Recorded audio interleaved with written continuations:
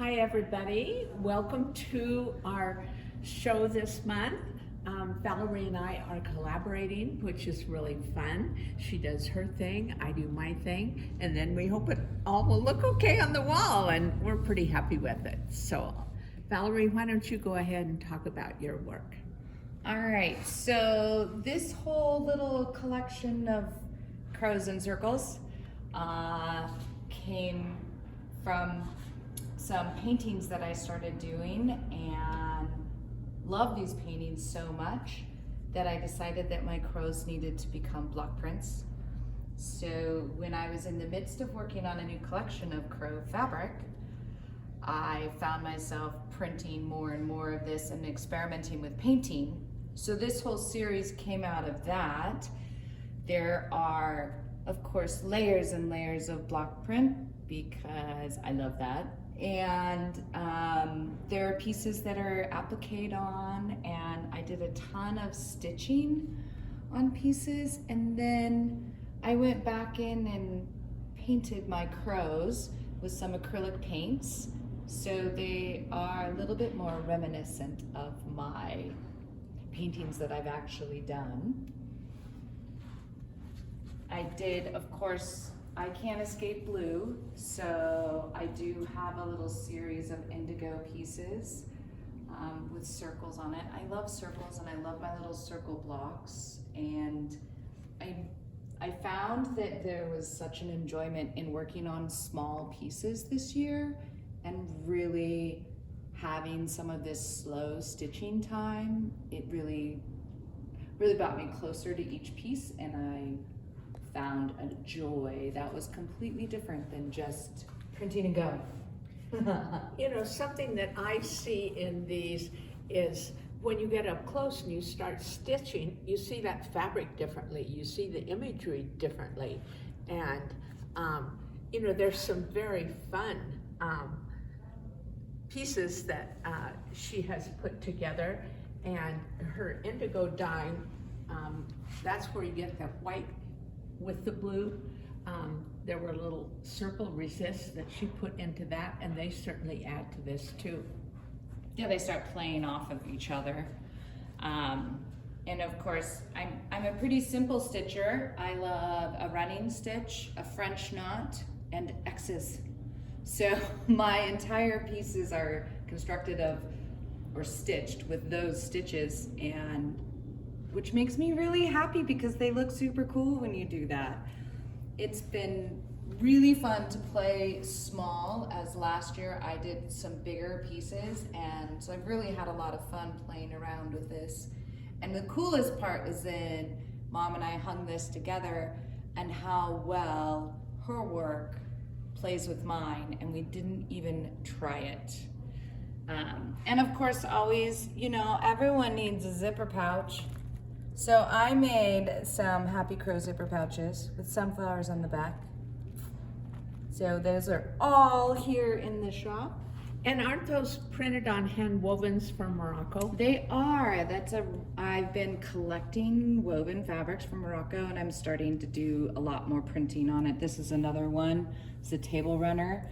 So yeah, I really enjoy that combining of textures and getting something from Morocco and then putting my twist on it. Well, so here we are with some of my work, and you can see the stitching continues. I'm really fond of trying out ideas on a smaller scale, and there's something about you know, a small composition that can be right in front of me where I play with it until the proportions feel right. And you know, as I begin with fabric, then I start thinking about what kind of stitching I can do. And then in two of these little pieces you see where I did a block print and went and did a pillow turn finish on it, so it's dimensional, and then I added a stone or two since I love rocks. But I really had fun doing these smaller pieces, and I did a lot of them.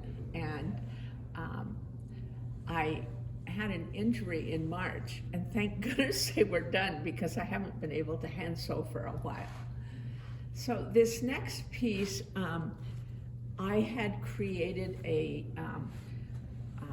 block that I could print with, and I took and sliced it up. It was reminiscent of a rotting tree stump, and I've added colors and things in there.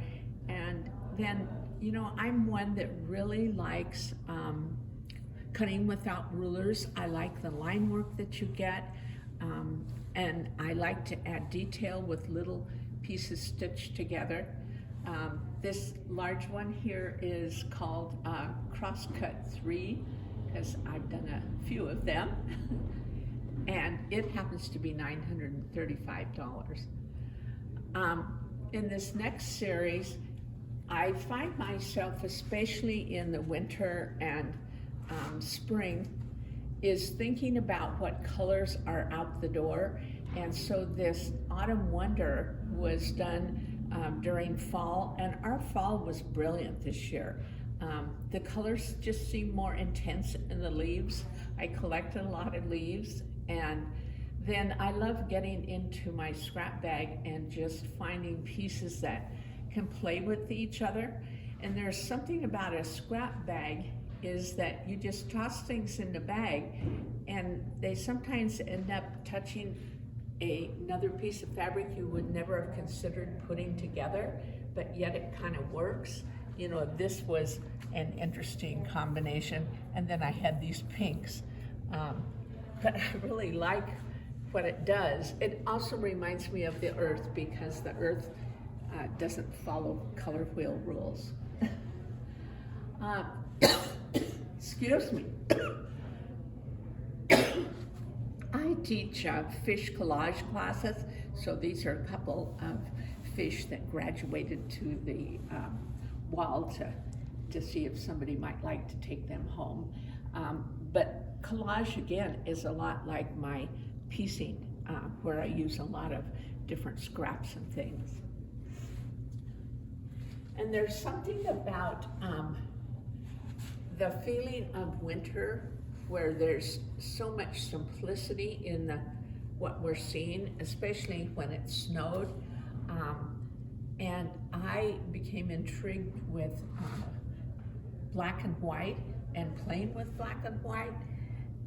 And in the middle of winter around here, a lot of the pine trees have this lime green lichen on them. And so I decided to use that color as an accent. And it happens to be one of my favorites too. But you can see again the variety of different types of fabrics. There's linen and batiks and just plain cottons. So I also kind of tried putting in a technique that I hadn't done for a long time, this crazy patch piecing that you can see up at the top there. And that was really fun too. And then these are a couple of my early pieces when I was just playing around with, you know, what fabrics I wanted to use and scraps. And sometimes I look at all these little pieces in a kind of shoebox tub I have and say, I can't believe I'm really keeping all this. But then I end up using them. And this next bit are part of my fall series. As you get into late fall, I find the intensity of colors becomes less and less. It just starts to kind of fade. So these two little pieces depict what it felt like in November. And I was driving with my husband to go teach in Tahoe, and this is what I was seeing out the window as we drove to Tahoe. And then this white piece is one that I feel represents again the feeling that you have like in January, February. And I felt like I needed something with those neutrals. And I love the kind of greenish gold color, so I ended up using that. And really tried to play with the textures in the prints of the fabric when I did my quilting, so that those shapes would be relevant. So there's a lot of circles in there. And then this last piece is one that I've had for a long time, but I'm starting to part with some of those pieces, and I just called it In and Out and Roundabout. Again, I worked real intuitively. I made blocks first, and then I started playing with them on the wall and then filling in with background fabric until it finally felt right. And this piece is 18 by 40. I think I entered it in our local Saco exhibit one year, because that's the size we always do. Well, I'm hoping that you might stop by on Friday. It's for our open house, and the Pondaroo is going to be celebrated this weekend, and that's Folk Festival, and they have all kinds of music, and we will have music here at the store. And I'm gonna bring my crow paintings out for one night only. And they're huge. Hanging in the store. So for one night only. So if you're in town, come visit us, listen to some music, see some art. We'd love to see you.